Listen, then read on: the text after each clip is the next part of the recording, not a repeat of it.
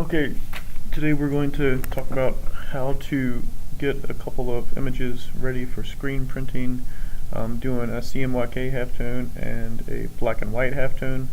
We're going to do a keyplate using threshold, and then I'll show you guys how to put color fields into your keyplate. We'll start with the cmyk halftone. I'm going to go ahead and open up. We're going to use this portrait here. The first thing that you have to do is get the image to the size that you want to work. So I'm going to go down here to image size. I always work at 300, so we're going to do something like 9 by 9, 300 dpi. Okay. Any sort of adjustment that you want to make, you need to make that now. So if you want a brightness, if you want to up the brightness or make it a little bit more contrasted. Higher contrasted images tend to work a little bit better when you're screen printing.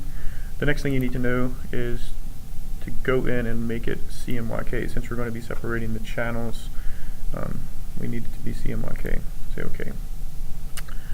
I'm going to open up a separate canvas to drop all of my 4 channels, my 4 layers into. So we'll say new, and I'm just going to do it the exact same size, 9, 9, 300 dpi. Okay. Drag this guy over here. We're going to go back and work on her. Go over here to channels, and we're just going to go channel by channel. So you click the cyan channel. Now this is everything that's going to be in the cyan. And I can never remember my my screen print angles, so what I'm going to do is come over here and just type in cmyk screen print angles autocomplete. Here's the channels that I'm going to need to use. The angles 15 degrees for cyan. So I come back over, go to image mode, bitmap, discard other channels, yes. 300 dpi, that's what we're working at. Method halftone screen. Frequency, the frequency is going to be the size of your dots. So the lower the number, the bigger the dot, the higher the number, the smaller the dot, the more photorealistic the image is going to look. We're going to do it around 27. You can't go but so high on this. There's a math equation, and I'll talk about that in a little bit. The angle right here, that's the angle that I just looked up. That's going to be 15 for the cyan channel. You see OK. Then when I zoom in, you can see that it's turned into black and white dots. Go back, make it grayscale so that we can manipulate it, and we're just going to drag this guy over here. Turn snap on. We can go ahead and color these things right now. Just to make sure that everything is turning out the way that we want, I will drop some ink into it. Now I'm going to go back to the original image, and we're going to have to go back in history here. And now I want to do the magenta layer. Same thing, image mode, bitmap, discard other channels, 300, OK. Now we're going to make this angle different so that the dots aren't lying on top of one another. Go over here to magenta, 75 degrees, OK, 75. Same thing, image mode, grayscale, OK, and we're just going to drag this over here, and we'll make this magenta now. There may be other ways to do this. This has been the most effective for me, but if you find another method, by all means do it. Now you can see when I go over here to layers, I've got magenta and cyan. If you want to see how this is going to print when you're using process inks, just switch this to multiply. So far this is what we've got. I'm going to go back over, and I'm going to do that with the yellow layer, and that will be my last. Other than black, it'll be my last color layer. So yellow is going to be at 0 degrees, and the black will be at 45. Channels.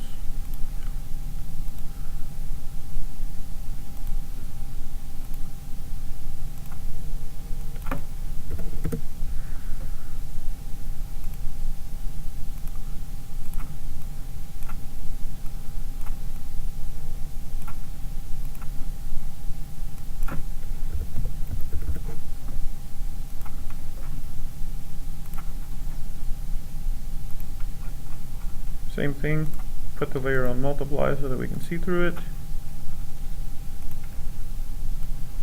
And now our last one, go back in history, cmyk, image mode, too far, channel, black, image mode, bitmap, and this one's at 45.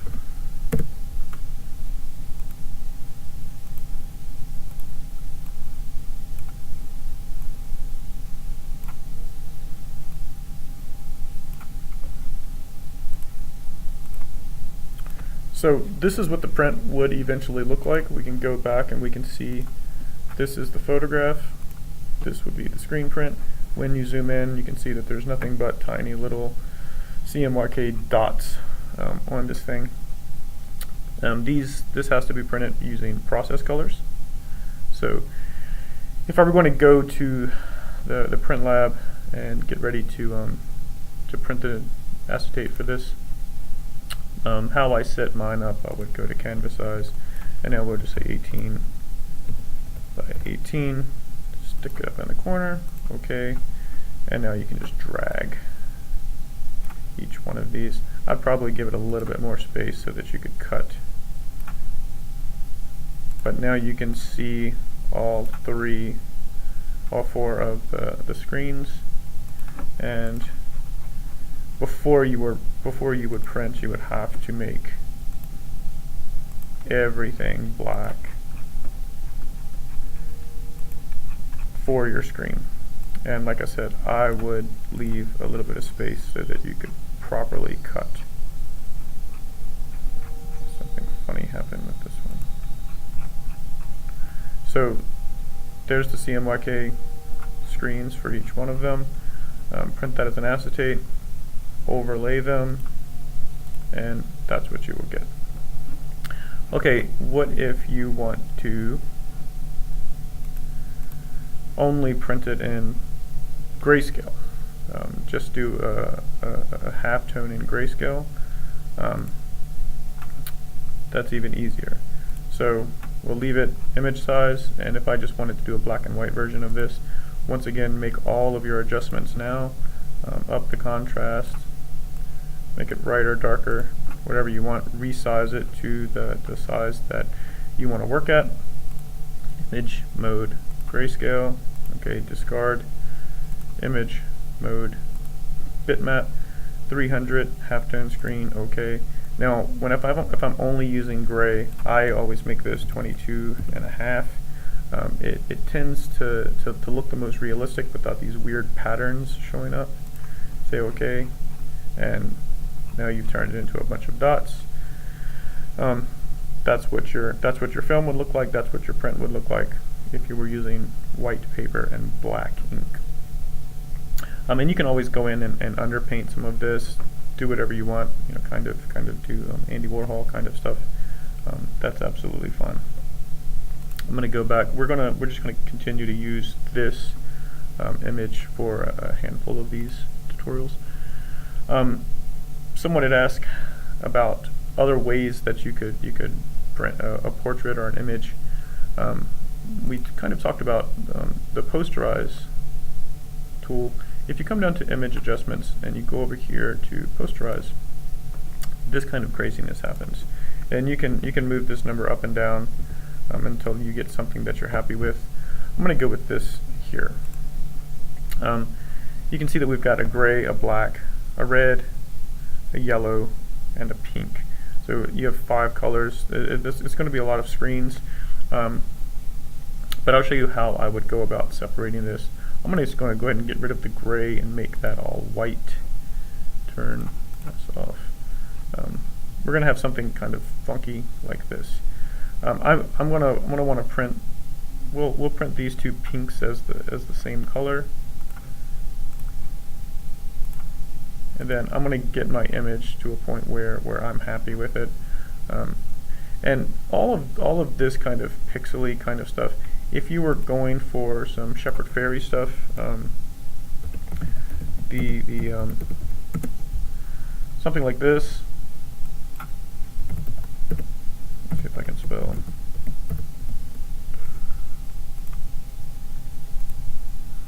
You can see that this is kind of what he's doing. He's most likely using Illustrator for some of these things and doing an image trace.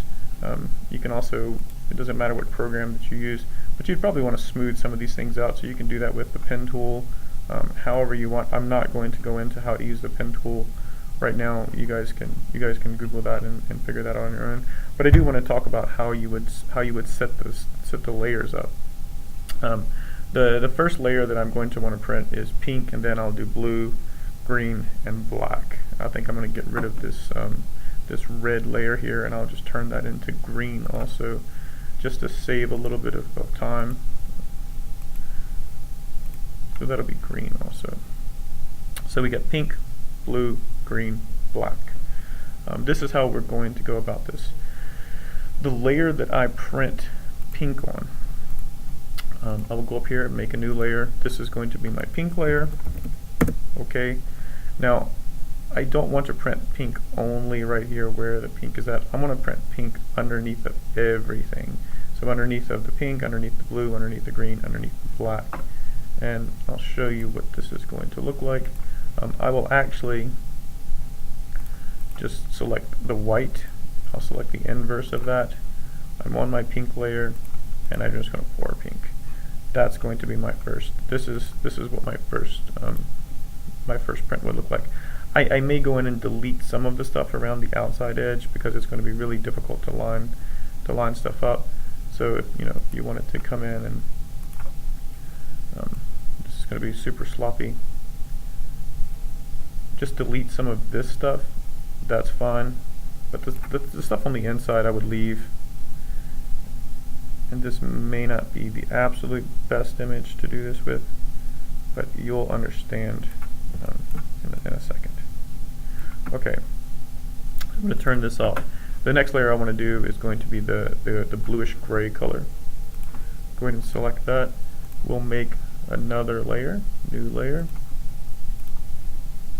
This is going to be blue. And for this layer, we are going to select blue, green, and black. And I'm going to put blue ink everywhere. I didn't get that green.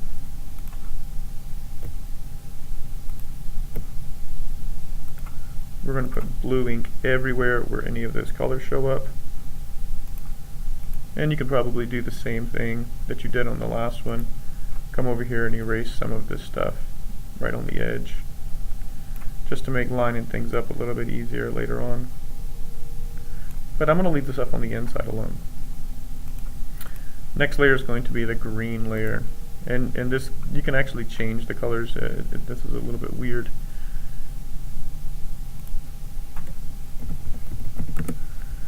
And for the green, only the green and the black will get selected.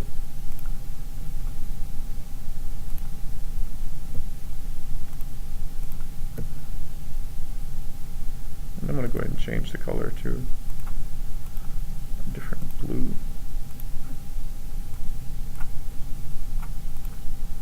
Something like that. And now the last layer will be black.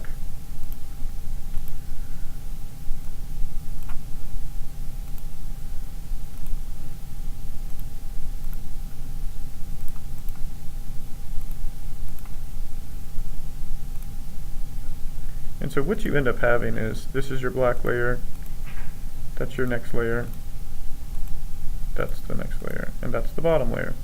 If I were printing, this is the paper. Paper's on the bottom. Paper is going to be white. I print my pink layer first. I line up my blue layer. I line up my darker blue layer. Then I put my black layer on the top. The reason that I printed pink everywhere is because if things don't quite line up exactly the way that you want, you see as I move stuff around, it doesn't look really, really awful. If I only tried to print pink right here, you would get white spaces in between the pink and the light blue color, and that looked really bad. But like I said, you may want to clean this edge up a little bit, and a lot of this stuff would probably be a vector with the pen tool, so it would be smoother, and the hair would be a lot different. So the stuff around here with all the frizziness, I would probably get rid of all of the pink and the blue and the green layer. I'd probably get rid of all of that, but try to overlap as many of the layers as you can. You may even be able to use some extender base to get some different colors. Okay, we're going to go all the way back. So I showed you guys the CMYK halftone, I showed you a black and white halftone, and I showed you how to posterize it. I'm going to open up, let's say we have a hand drawing or something, just a drawing that we did in our sketchbook, or a drawing that we've done in Illustrator or Photoshop. So I'll close this down, and we're going to open up this little doodle by Kurt Vonnegut. Go ahead and make it the size that you want to work at. This is, we'll go about 9 by 6, 300 dpi. Okay, so this is something out of your sketchbook. Go ahead and erase the signature here. I'm going to get this down to where it's just black and white. Get it ready for making an acetate out of. A really easy way to do this would be go to Image, Adjustment, Threshold, and you can see that everything is now black and white. You can move this little gauge here, and it'll make it ridiculously black, or go all the way down here and make it ridiculously white. Somewhere right here in the middle is going to be good. Now this is good. Like you could print this as a drawing. If you notice that if sometimes things get pixely, or if you just like to work in with a vector object, I'll show you really quickly how to. Illustrator is better for this, but I'll show you how to in Photoshop make this into a vector. You can come over here to the magic wand tool, select everything that's black, right click and say make work path. Say OK. Now this number here, if I were to select 1, it's going to follow each pixel pretty much. The higher the number is going to kind of jump pixels. It'll start to look something like a woodcut after a while. We'll say 4 and we'll see what this looks like. It'll think about it for a minute. If it's a really complex drawing and you don't have a lot of RAM in your computer, it's going to hurt your computer. But you can see it kind of follows some of the pixels now. And now you have a vector path that exists. If I go over here to paths, we'll just call it path 1. Fine. Now if I want to make that into a layer, I'm going to go over here to my pen tool, and you don't have to do any of this. Like I said, if you were to go back, this is good to print. If you want to make it into a vector for whatever reason, or if it's kind of pixely and you want to get rid of some of those pixels, this may be something that you want to do. I'm going to go up here to the pen tool, and we've got it on shape, and I'll just make a dot. And now you see a shape layer pops up. I'll make this black. So I've got a shape layer, and I've got path 1. If I click on path 1, go to Edit, Cut, path is gone, put it on the shape layer, Edit, Paste. Now if I go back to layers, I can turn the background off. You can see that everything has now been turned into a vector. You can use your little arrow tools to manipulate stuff if you want to manipulate stuff, change stuff around. Everything is editable as a vector shape. So now we have this. We're going to print the Goodbye Blue Monday bomb drawing. If this is going to be a one color print, you're ready to go. You can make it like this. If you want the bomb to be yellow, and you want the paper to be white, and you want the outline to be black, what you would do is make another layer for the yellow. I'm going to go ahead and use the pen tool to do that. I'll put it on yellow. Whoa.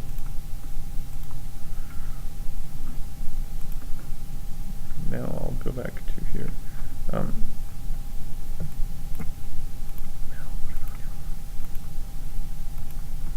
Okay, so I've got shape layer, pen tool, yellow, and I'm just going to draw with the pen tool, and I'm drawing underneath of. Now you see how I don't want it to be on the all the way on the inside. I want a little bit of overlap. Once again, just in case the screen doesn't quite line up every single time, you want that key plate to overlap some of your color field. If you do not like the pen tool, I'll show you another way. You can just use the paint bucket. You know, it's an old school way of doing it. It's not going to be the most accurate thing ever, but I'll show you and you can decide. Now we have a yellow layer, and you can always drag this thing over, and you can make it black, and then you would print these two things on an acetate. You're ready to go. Okay, if you wanted to use the paint bucket, I'd make a new layer, and it's going to go around all of this, you know, the text and stuff. So if you only wanted the inside of this to be yellow, say contiguous all layers, and just dump that in there. Now you can see it's kind of leaving all of these goofy spots. I'm going to turn the opacity down so that I see exactly where the yellow is at. I want yellow ink to be behind the letters also, so now I would just go in with my pen, my pencil, and just fill all of this in. And we're going to pretty much end up with the same thing, except there's no overlap, and that will give you a headache when you're trying to align your screens. If you're not absolutely perfect, I'll show you what happens. I'm going to make a paper layer so that it's a little bit easier to see. Paper is going to be down here, and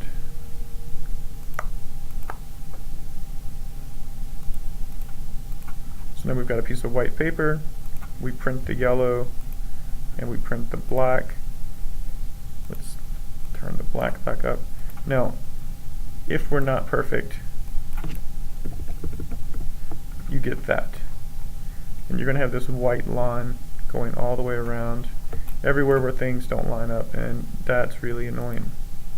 So what I do for this is you want to apply a stroke to the yellow layer. So if you just right click, come up here to blending options, this will come up, stroke, and just make it the same color, and then you can up that, and you can see the stroke growing around it. You don't want it to get so big that it's going outside of your key plate, but something like this, and we'll say OK. So now if we turn this back up and we put it on this layer, and if I shift it, you can see that until I shift it a lot, you don't get that white line. So it gives you a little bit of wiggle room, you know, to kind of mess up some.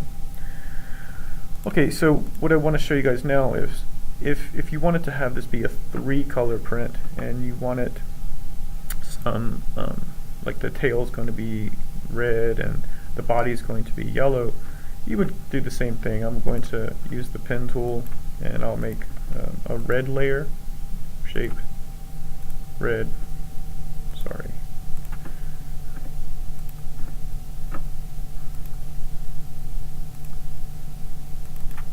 I want this to be yellow.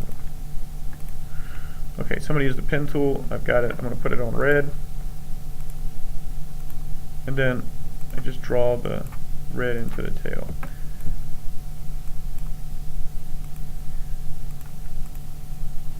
And I would eventually separate these layers in the same way that I did on the cmyk, for printing on the acetate. So I would have a red, a yellow, and a black, and they would all be side by side on a huge canvas. I'll do that in a second. But now, since we're using 2 colors of ink, or 3 colors of ink, the yellow, the red, and the black, we could start to overlap the yellow and the red, and we could get orange. So if we wanted the tip of this to be orange, then what we do is we can overlap the colors.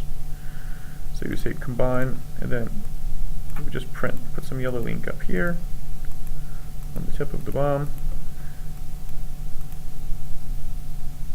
And so this is on the yellow, and you see that the yellow is actually on top of the red. And then when I go back to the red, I put it on pen tool, combine, and right now we can't see it, but there is red ink underneath of this yellow. If you were using regular colors, regular inks, there's no translucency at all, this is probably what would happen. If the yellow is really opaque, it's just going to go over the red and you won't see any of the red. If the yellow has any extender base, translucent base, if it's a process color, you would get something that's going to be more like this, where that's kind of red. On my screen it's looking more red, not less orange, but it would kind of be like this. So you would get orange here, yellow here, red there, if you're using extender base or process colors. And then you would print. You'd have this, then you'd print your black on top. That's your key plate. Bam, you're done. So I'm ready to print this. Same thing. Go to canvas size. We'll make the width. That's ridiculous. Okay. And then you can just drag your yellow layer over, and then drag your red layer over. Make all of these things 100% opaque. Okay, this is the black that I'm using, 00 or 0 RGB. If you want to type numbers in, you can do that. I don't know why you would. Make this 100% opaque. And black, this is the acetate that you would print to make that particular image. Okay, hopefully this was helpful. I apologize that it took me so long to get this done.